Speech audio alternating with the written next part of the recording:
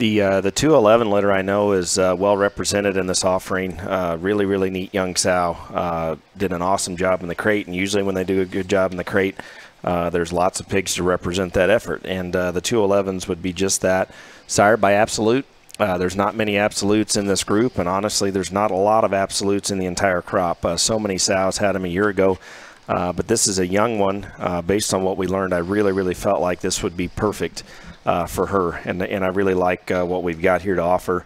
This sow, 234-9, is a Trenches Kingpin. She's a Trenches on an 8-liter Kingpin. Actually, 8-9 was the belted one that Ben Cooley would have bought in the sale this summer. She was probably my favorite of that group of 5 that we sold. Really rugged, heavy-duty skeleton, bred her to Trenches, and that just sort of doubled down on structure and feature. And this sow is really neat. 234-9. This is a deep litter, a good litter, and I think this is probably the most unique gilt of the bunch. I think she's got incredible show gilt quality.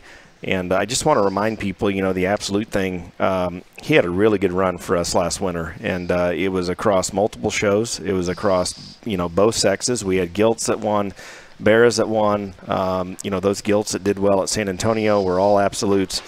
This one's got that same kind of look, and certainly would feel like she has that kind of upside, this 211.